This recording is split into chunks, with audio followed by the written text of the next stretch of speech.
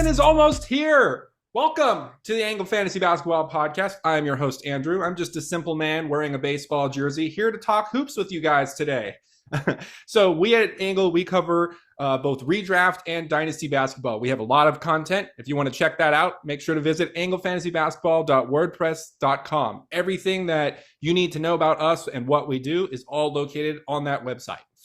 Be sure to follow us on Twitter, X at AngleFantasyBB. This podcast can be found on YouTube, Spotify, and Apple Music. And we also do player videos and vlogs on YouTube as well, too. So be sure to check that out. Subscribe to the channel if you are new. Leave a like, thumb it up. So today we are here for a redraft-focused video. We have the official Angle Fantasy Basketball Redraft League coming up on Saturday morning. We are all going to be drafting. We have 12 members of our server within that draft there. And so today, myself, as well as my co-host Mitchell, who I'm going to bring on shortly, are going to be practicing from the 2 allotted draft positions that we have. So the draft order is already out. I will be picking from 9th overall. Mitchell will be picking from 11th overall. So speaking of Mitchell, how you doing today, buddy? You ready for another mock draft?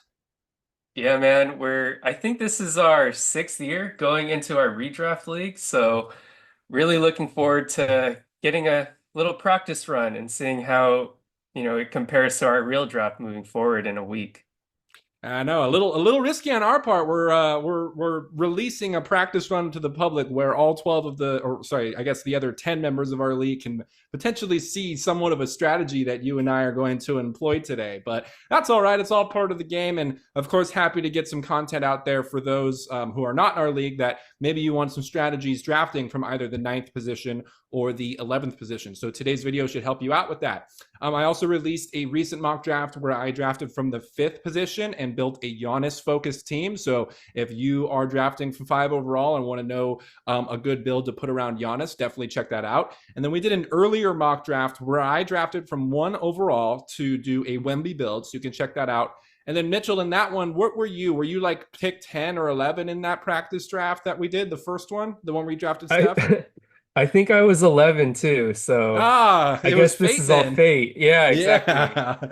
All right. Well, this will be your second go around getting practice with the number 11 spot then. So let's get into it.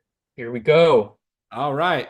So this draft is underway. Of course, Victor Wembanyama has gone first overall. It's going to be approaching me at the 9th pick here. And what I was just talking about with Mitch off camera is it really gets hard once you're beyond pick 8, because obviously there's the core 4 or the big 4, Wembanyama, Jokic, Doncic, and Shea. And then the next 4 after that, in no particular order, would be Giannis, Jayson Tatum, Tyrese Halliburton, and Anthony Davis. So when you're at a pick like mine, which is pick 9, you have to deal with that. Well, I don't want Embiid, so I might need to potentially reach a little bit lower than that to find somebody else. And Mitch is in a pretty similar situation being at pick 11 too. So we're both going to it's going to be a delicate balance for us, especially this first round here, where there's some options where you might be kind of reaching and hoping for someone to perform, like in Anthony Edwards. Chet Holmgren, 8th overall. Somebody help your boy out.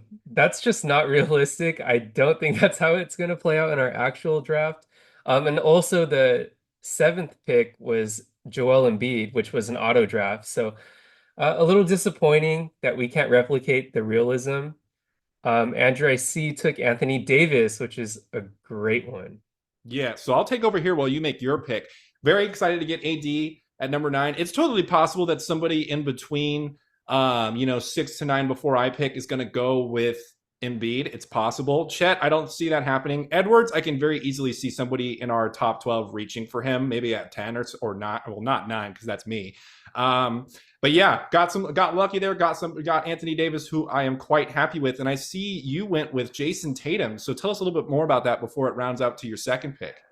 Yeah, Jayson Tatum is a very boring pick, but I will say this: the best ability is availability, and that's what you're getting with Jayson Tatum. 28 points, hopefully with the absence of Kristaps in the first half of the year, we can see that point boost with the Jayson Tatum. And he's always going to play. He's everyone's favorite first round Iron Man.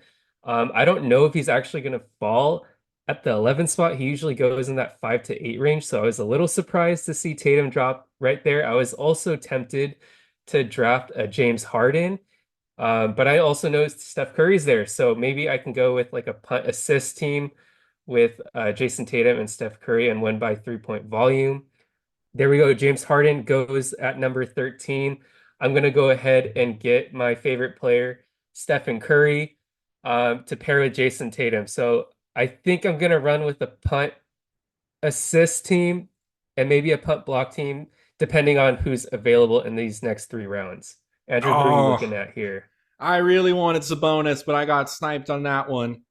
Mm, I'm gonna Sabonis go would have with been a good one. I'm gonna go with Devin Booker. Sabonis would have been a good one, but Booker, I believe, was the best overall player available right now. There's a great argument for LaMelo Ball having a better year than him, but we of course need LaMelo to stay healthy for that. And Booker's been pretty consistent recently, so I went with Booker. Again, not focused on a punt really right now, just best overall player at least through these first three rounds. But with a little bit of a punt in mind, Sabonis would have been highly preferred to pair alongside Anthony Davis. But no big deal. We could still make it work. So with Booker, you actually keep that flexibility with your free throws while also drafting a guard who's known for his high field goal efficiency, which is very encouraging to pair with Anthony Davis. I know both of them are on the uh, I don't want to say durability concerns, but they do at some point kind of averaging their games played around their career at around like that 60 games mark. So a little concerning. And looking into that next pick of yours, are you going to look for someone a little bit more stable and reliable to pair with those two? Yeah, I mean, I'm still probably going to go with best overall available, and at least within the first three rounds, it should, probably end up being someone stable and reliable. Like the suggested pick range for me, somebody like Şengün is coming up, who I wouldn't reach for Şengün this early. This is too early. I think his real rank will end up somewhere around like the 50 to 60 mark this year, and taking him in the 30s is probably not the best idea. But one thing I wanted to ask you, well, first off, surprising to see Karl Anthony Towns go at 20th overall. That's one thing we can talk about. But how about the love for Oklahoma City? All three of Shea, Chet, and J Dub went within the top 20. How do you feel about that? Yeah, that's a little bit crazy to me. I know we all love Chet Holmgren and J-Dub. Those guys are like pillars for efficiency, and everyone loves those clean category players. But in terms of your first, three picks, you kind of want to get those volume guys that have a high propensity for points and assists that you really can't find later on. You can always find guys who can, be staples with your field goal and also blocks in the mid rounds, where you can find a lot of those big men who can get blocks at a cheaper rate, like a Jarrett Allen or let's say a Mark Williams. Knock on wood, he's healthy. He shed his walking boot sometime today or this week. So a lot of cheaper options, which is kind of why I don't want to get Chet Holmgren because he kind of forces you to claw your way back to be competitive in points if you're taking a guy who's likely to average less than 20 a game. J-Dub's a little bit more malleable to build around because he does provide decent amount of points if he can reach that 20, 22 point per game mark that we're thinking of. But yeah, very interesting to see them go in the top three rounds. But Andrew, I know you mentioned Karl Anthony Towns. We've been seeing a lot of love for Cat lately. He played his best basketball under Tom Thibodeau with the Timberwolves. And he's been a real climber in terms of ADP. Do you like Karl Anthony Towns sometime early in the second round or mid second round that we've kind of been seeing lately? I do like Karl Anthony Towns, but that was quite early for him. I'm not sure if I would go with that one. I'm glad that the guy in front of me did a favor and ended up auto drafting Fred VanVleet, which gave me the target I wanted in De'Aaron Fox. So De'Aaron Fox is also somebody with a field goal percentage that isn't going to tank you downwards. If you are going for like more of a big man build that does have a high field goal percentage. But mostly, in my opinion, and across the board, one of the best overall assets available that is also a consistent asset and fairly durable was pretty easy for me to go with Fox here. Van Vliet could have been another one. I'm not the biggest Cade Cunningham fan, although I probably, if Fox went, I think that might have been who I turned to was Cade Cunningham. But yeah, I'm pretty happy with the big three so far of Booker, Fox, and AD. Let's see. Did you Okay. get a pick in just now, or are you about to make Yeah, your? I know you just talked about Cade Cunningham, um, but Like I I said, took that's who him. I would have gone with if Fox got taken. Yeah, so the reason I took Cade Cunningham, I'm looking at the team and Jayson Tatum has some on and off nights. Steph Curry, he's going to have increased usage, which means he's going to have to self-create for himself, which kind of is hand in hand with his efficiency numbers. So I went with Cade Cunningham. I'm looking at a punt field goal team. So Cade kind of does a little bit of everything while I kind of hone in on a certain build here with building around Steph Curry and Jayson Tatum. I don't want to put too many big man stats, so I drafted Jaren Jackson that fits with that points, threes build while also providing a stable source of blocks that I look forward into drafting later in this build and in this mock. So, how do you feel about my team? Do you think I'm leaning too into a punt this early in the draft, or do you like the direction I'm going? So let's take a look here. So Steph, Cade, Tatum, and Triple J. No, I think you still maintain some good flexibility here. I don't see you being pigeonholed into, a particular direction just yet. I mean, best overall player available is kind of what you want to do in the first 3 to 4 rounds. And I feel like you definitely, obviously, you accomplished that in the first and second round with Tatum and Curry. Jaren Jackson was somebody I was looking at as well too, but what I wanted to do was wait for my next pick in the fourth round, which is when I took Myles Turner instead of him because I did want the blocks to complement Anthony Davis. So with Fox in the mix too, I do have some strong support in both steals and blocks, in addition to obviously Anthony Davis contributing in both. Booker doesn't contribute in much, but I'm feeling pretty good about my flexibility here as well. Turner in the fourth round was more of a pick with like a particular punt in mind because I needed those blocks to complement AD. I think it's, if you have AD on your team, it's probably best to include blocks in your build, but he is somebody who can survive in a build that is potentially even punt blocks where you need to focus on steals because AD is definitely just an all around, defensive producer. But with Turner also being somebody who shoots threes, mixing that in with Fox and Booker, liking the flexibility that I have so far, and I don't have anybody who's really going to like completely tank my free throw percentage quite yet either. I know Fox, Davis, and Turner are all three not amazing at free throw percentage, so that might end up being a swing category for me. But for whatever reason this year, at least for redraft, I'm getting the being tempted to not focus a ton on a free throw heavy team this year, and more so focus on some different types of outlook builds, especially something that's including field goal percentage, just because of how wild the variance can be in something like free throw percentage. I'd probably rather that be as instead of like a full punt, would rather that be like a swing category for me instead. Yeah, I get that. And with free throw, even though you have to really dig deeper into that category to really understand how the free throw category fluctuates. Sure, someone could have a really high free throw percentage, let's say Franz Wagner here at 85%, but he doesn't get to the line very often because he likes to play on the perimeter. But someone like, let's say, a prime James Harden or a SGA, people who constantly get into the line and it's part of their game and it's one of their strengths, they could really anchor your free throw. So it's something also to consider. Like, don't only look at the free throw percentage, look at the volume. And that's something that you have to research on your own time when considering building around efficiency categories. What do you think about Franz Wagner falling to 51? I feel like that's a pretty good deal for that guy. That is a pretty good deal. And overall, the 60 to 80s range can really be a hit or miss for most people. There's a lot of, industry discussion of how this is the hardest part of the draft. And maybe this is the part of the draft where you can win your league practically because there's such a high variance. Franz Wagner does a little bit of everything. He doesn't hurt you in anywhere, which is why there's a lot of appeal for him. I'm just concerned with the Magic's offense. They're one of the slower paced teams in the league, which leads to lower opportunities to accumulate stats, which is kind of why I would sway away from a Franz Wagner, even though he's pretty clearly the number two option. There's just not as many possessional opportunities for a Franz Wagner here. So with my round 5 pick, I'm actually taking a little bit of a risk here. I went with so this was at 57. I took Brandon Miller there, and I know obviously he did not finish near the 60 range last season. And this is typically not something I do in drafts where I'm betting on somebody to improve, but I do like Brandon Miller a lot. And I think the Hornets are probably starting to focus on him being option number one on the team.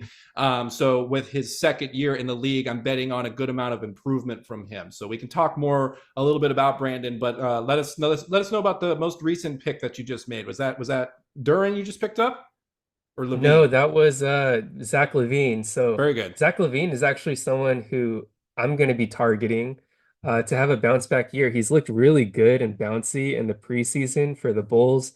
Not too long ago, he was that 27, 5-5 guy with pretty solid efficiency, similar to those prime Bradley Beal numbers with like shooting, I believe, like around the 48% mark as a high volume guy.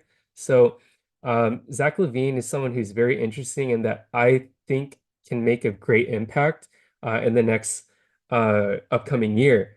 With my second pick, I didn't want to put Jaren Jackson's blocks to waste, so I paired him with another guy who's going to have a bunch of opportunity to protect the rim, grab some boards, and Nic Claxton. I believe he's going to have a great year. He has some out of position assist potential. And also, even though his field goal is low, he's more on the low volume side. So I don't really expect that to kind of hinder the leverage I have with the Steph Curry, a Cade Cunningham, and a Jayson Tatum that really anchors my free throw percentage. So it's a slight hit, but I think it's marginal enough where it shouldn't impact uh, free throw percentage as one of my strengths. Very nice. So on my next pick, I went with DeAndre Ayton, and the gamble I took with Brandon Miller actually ended up paying off because I was considering Ayton at that spot instead. And this was more so kind of like a psychology tactic where I know obviously not a lot of people out there are super high on DeAndre Ayton. So I took the gamble of waiting for him to see if he would fall to the next round for me. It was a short turn to me to that round anyway, since I was picking at ninth overall.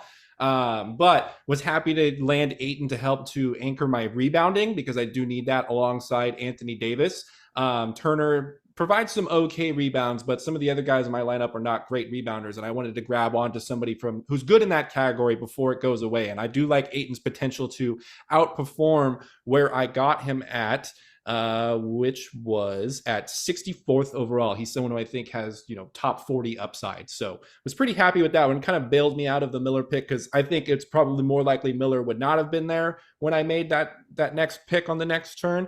So the risk paid off for me to see if Ayton would potentially fall. But what do you think? Do you think we can see a bigger year from Brandon Miller in year two? Brandon Miller for sure.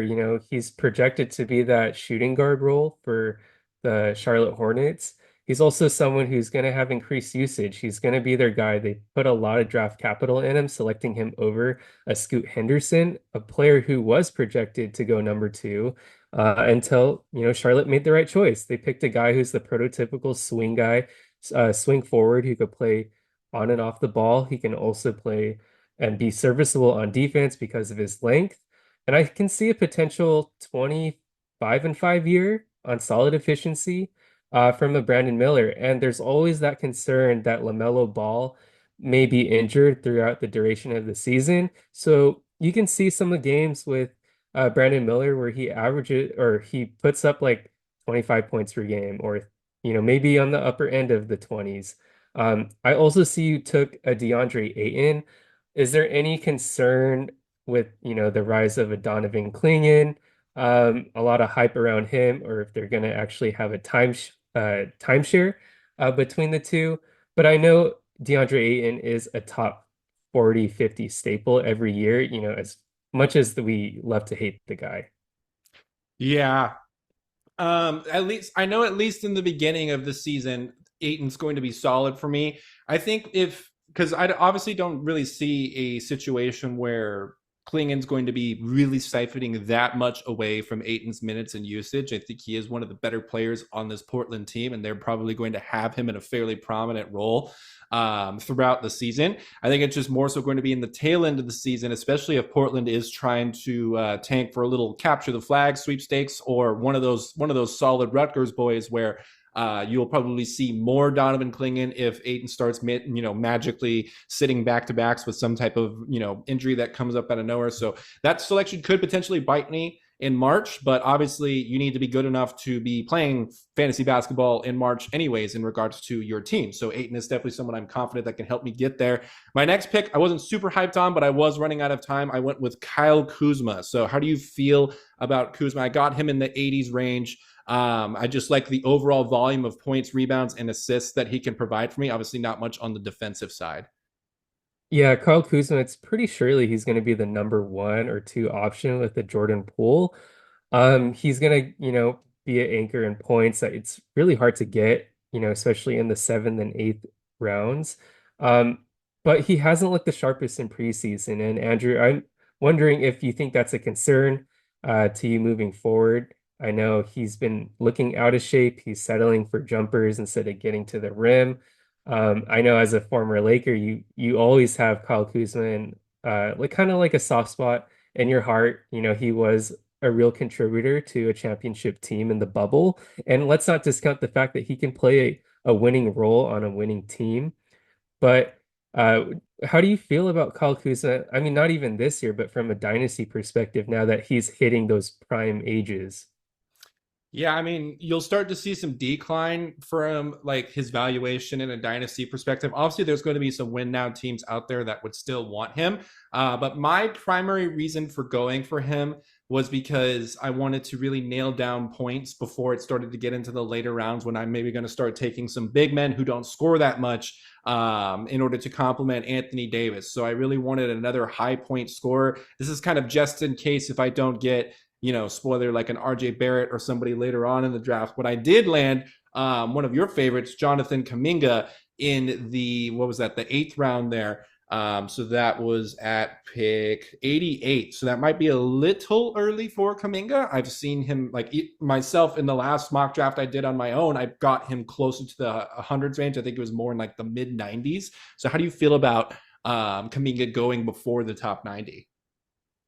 Yeah, very risky. There's a lot of concern if he's the small forward of the future, because of his lack of shooting, but he looked like he's made real strides, shooting threes off the dribble on the catch in preseason on higher volume.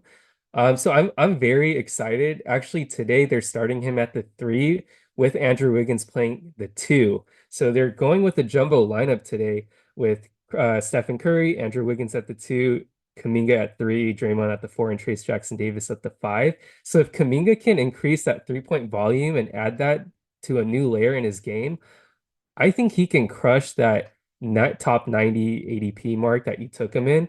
And I'm very excited too, because there were stretches last year where he was a top 60, 50 player for, I believe, 2 months. So very excited. And I think that could be a potential upside win for you if this was the actual draft. Mm-hmm. Now, so because I was taking some risks and I'm mainly trying to stat pad the points category, I'm thinking at this point I'm probably going to have to punt assists. The only good assist player I have who's not like elite at assists, but a fairly good is De'Aaron Fox. So that's probably what I'm looking at. But Fox, AD, a couple of the other guys do make me relevant in steals, which is something that I plan to keep within the build.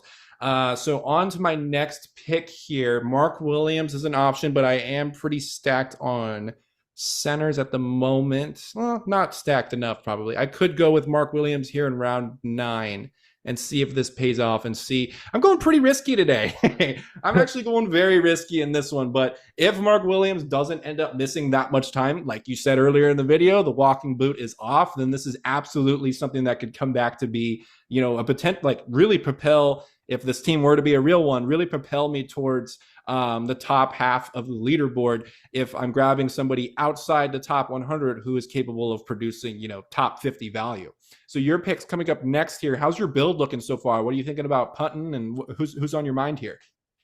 I'm gonna make a shift and pivot with grace. I'm gonna actually start punting. Uh, actually, I still think there's a lot up in the air.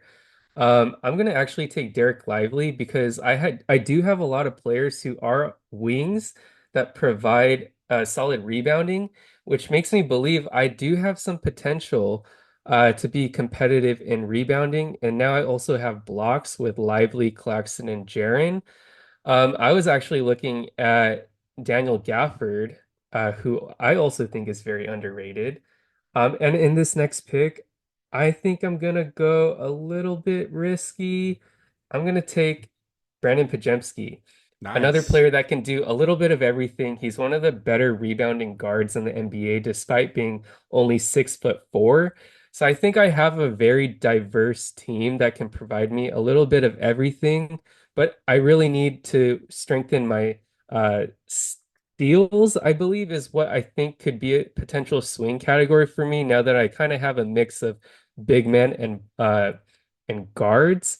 I think free throw percentage for me and also points and threes are my strengths, but I feel like my team is very diverse in what I'm trying to build, and I'm just looking at best value at this point in the draft where, at the end of the draft, really is the point where you want to identify these breakout candidates that really have a higher return on investment. So players like an Al Horford or maybe like Aaron Nesmith, those are the type of guys that I want to avoid because they're probably going to be cycled throughout the waiver wire in a real competitive league where guys like let's say a Dereck Lively or a Brandin Podziemski or a Amen Thompson, guys you get in your last three picks, they have that upside to really elevate your team.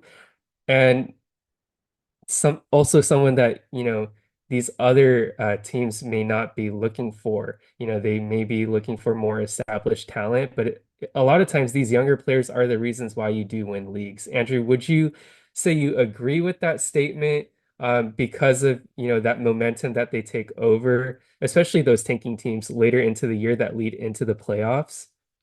I would say that's mostly true for the context that you just gave, where it's a team that's going to be bad and is going to start tanking more, playing their young guys at the latter half of the year. So obviously during that part of the season, which many people refer to as silly season, is where some of these young guys retain a lot of or gain a lot of value for us and are actually the difference maker for our team towards the end of the season. Maybe you're hovering around third or fourth place the entire time, but then all of a sudden one of these young guys who you took a gamble on early in the year, whether it be through the draft or on the waiver wire, to step their game up in the latter half of the season. One of them, starts performing with, let's say, sixth, seventh round value or something like that, somebody who you got well outside the top 100. Well, that's something that could propel your team upwards to the second seed or the first seed, especially if you can get into one of those first two seeds and earn yourself a first round bye. That's huge. So, these types of young guys, especially ones playing for a bad team, can have a huge impact for you if you take them in the right spot. So, going over my 10th pick, I took RJ Barrett, stat padding with the points, good field goal percentage. Obviously, RJ's changed his game up to shoot less threes, be inside the paint more. So RJ with a better field goal percentage is becoming a better just overall 9 category asset to us because previously he was bad at both field goal percentage and free throw percentage and defense. So the field goal percentage moving upwards is definitely a huge help to everybody involved. Now what I want to do with my next pick is I need more steals. So I am going to go with Marcus Smart on this one. This is at pick 129. Now, coming up to you next, while you're making this pick, I did want to point out somebody who got some great value here. At pick 96, one of the guys in this draft got Ivica Zubac. Zubac is someone who could potentially be the third, potentially even the second scoring option on the Clippers for maybe 30 plus games, nights where Kawhi's not playing. If for some reason Harden gets fed up and wants to go to strip clubs instead, Zubac is going to be fed some usage on the Clippers team. So that could be huge for that guy, right on the outskirts of getting towards outside of the top 100, grabbing Zubac right there. So you went with 2 picks just now. Fill us in on who you just got. Yeah, I'm really starting to hone in on my punts. I'm starting to believe I'm not going to be very competitive in assists, looking at the projections. So I went with Dyson Daniels, who's going to be more on an off-ball role, playing next to Trae Young, and it really bolsters steals for me as a swing category. And also Josh Hart, because I do have a decent amount of forwards and centers that provide solid, double-digit rebounds. So want to pair, and take advantage of someone like a Podziemski, who's one of the better rebounding guards in the later rounds, but also pair it with like Tatum and Curry, and Cade, who are also pretty much like jumbo swing players, not Curry per se, but guys who get rebounds when they don't necessarily, or where they shouldn't necessarily for their position. So I want to make rebounds as one of my swing skills, but also honing in on those steals, where I believe I'm top three in projections, and also have low turnovers, guys who don't necessarily turn over the ball. So I'm feeling pretty happy with my team right now. There also is one more player that I'm looking for in the next round, which I hope you don't cite me as one of my favorite last round flyers, which is an Alex Sarr. So someone, since I am punting field goal, I don't have to worry about him jacking up threes, but also he doesn't really hurt me too much in free throws because he's one of the better long range shooters for a big man, but also helps me with the blocks that get anchored by like a Jaren Jackson and Nic Claxton, Dereck Lively, and even Keegan Murray to an extent, who gets like one steals and one block per game. Now, Andrew, this is pretty much like a toss up the last round. Are there any guys that you look into for a last round pick? Uh, please don't take my Alex Sarr pick. No, no, since you were brave enough to share it with me, I'll let you have Sar. Actually, he ended up going at 145. Sorry, Mitch, but Oh man. like I talked about in my solo mock, I think the only two 2024 draft class members that are worth even a sniff of consideration in redraft is Zach Edey and Alex Sar. Everybody else you should not have on your radar whatsoever, at least until February. With some potential late round selections here, I'm going to go with my top option. Like I was at first considering Keon Ellis, but he's very defense dependent. So I'm at least going to go with somebody who has a bit of a more well-rounded stat set and also can provide some defense too in Andrew Nembhard. I think he fell a little bit later than we might see him normally fall in some of these redraft leagues. Got him at 153 there. So just more stat padding to the steals. He's pretty good at field goal percentage too, and it's someone where if it doesn't really work out for me, I could easily just drop him and stream that spot. Also with my 12th selection, I haven't mentioned this yet, I did take Aaron Gordon. I think he's a very good complement to Anthony Davis. I can attest to that from a winning dynasty team I had last year that had both of those guys on there. So with Aaron Gordon on this team, I am now fully punting assists, absolutely. Free throw percentage is probably a punt too. I think 3-pointers will be a swing skill. If there's days where Kuzma, Booker, Miller, Fox, and Barrett are hot, I think I'll be pretty good at threes. I also have obviously Marcus Smart to add in some threes as well, but there are some guys that are kind of non-factors in threes for me, like AD, DeAndre Ayton, Mark Williams, Kuminga. I know doesn't shoot too many threes as well, but at least Myles Turner will help me out with that too. So threes will be a swing skill. Feeling very good about field goal percentage, points, rebounds, steals, blocks, and I don't think I'll be I never really pay attention to turnovers anyways. I always have kind of like basically 8-cat blinders on whenever I'm going through drafts and don't focus on turnovers. I kind of let that be more of a swing skill for me, regardless of whatever type of punt or build I do. Because sometimes with making sure you have low turnovers in your build, I think people can kind of fall into a trap where they have a team where they have low turnovers because the team has super low usage. So at that point, if you are going to go with a team like that, you might also really want to try to steer towards going full on into a punt point situation, or else it might kind of leave you in the middle ground of you have some scoring guys, you have some low turnover guys, but there's not really those supplemental stats in between like rebounds, blocks, steals, and assists. So that's kind of a trap you can fall into when really trying to factor in turnovers during your draft. And I personally just don't like punt points. I mean, this is more of a personal preference. It's absolutely a viable strategy. So if you're somebody out there who likes to do punt points, that's totally okay. I just like having guys who score points in my build just as more of a watchability factor, which absolutely has nothing to do with with fantasy. Again, it's more of just personal preference, but to make it clear, punt points is for sure a viable option. Andrew, I'm gonna double down on that. I always punt turnovers. I mean, I don't really look at it at any point in time when I'm drafting.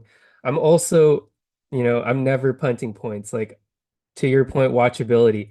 All the high usage players are going to have high points and high turnovers. So if you want a team that's fun to watch, you know, but also competitive, build around a team with, guys of volume scorers and guys that rack up counting stats. Even better if they're efficient at it, you know. But if they are efficient at it, they're probably getting taken in the first three rounds, like a Jalen Brunson or, those type of guys. Fun factor, watchability in the later rounds, to your point, RJ Barrett, who is one of the most, or was one of the most inefficient guys, let's say, in terms of turnovers and free throw, but now kind of switch up his career to make it to the point where he's actually a draftable asset because, he's taking less threes, he's going to the rack, he's getting, pretty high field goal percentage, but also is a guy that has some exciting watchability at the later ends of the draft, but also is a guy who is scoring a ton of points. And points, Andrew, is the most exciting category to watch. Everyone loves watching scores and is a big reason why everyone plays basketball is because they love the feeling of, draining a three or, hitting a layup or even just hitting a free throw. It's such a satisfying feeling. Right. Even if just watching one of you guys do a crossover, create separation, hit a pull-up jumper, boom, fantasy points, like that counts. That's fun. That's part of why we do this. I mean, there's plenty of builds out there where maybe you do get excited about watching your guys get rebounds and things like that too. Which is fine. But we of course always love to watch guys score. So let's go over both of our rosters here. So this is just in the order that is displayed to me. This is not in the draft order. Check the description of the video after this to see the exact order we got these guys in. So we'll start with your team first, Mitchell. Steph Curry, Cade Cunningham, Zach LaVine, Jayson Tatum, Jaren Jackson Jr., Keegan Murray, Nic Claxton, Dereck Lively, Jalen Suggs, Brandin Podziemski, Josh Hart. Ooh, Dyson Daniels. That's a good one. I don't know if we talked about that one. And Jonathan Isaac, too. How you feeling about that coming out of the 11th spot? Are you getting a little warmed up for our draft Saturday morning? Yeah, yeah. At the 11th spot, at first I was targeting a very free throw heavy volume 3-point shooting team. But the more I was, diving into the draft, I started to pivot towards, I want to say free throw as a swing skill because I wanted to be competitive in blocks and rebounds and take advantage of, like a Steph Curry, Cade, Zach, and Tatum who get over 5 rebounds a game as like a guard or a forward. So very excited. I love the value picks of like a Brandin Podziemski, a guy who I believe has top 100 potential coming in for his sophomore season just because of his well-versed stat set.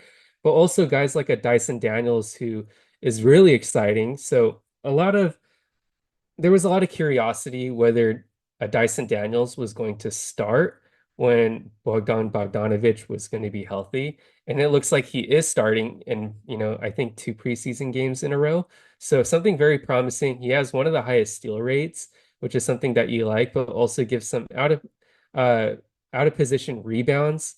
One of the jumbo guards standing at 6'7", and he doesn't really hurt your percentages because he shoots on a low volume.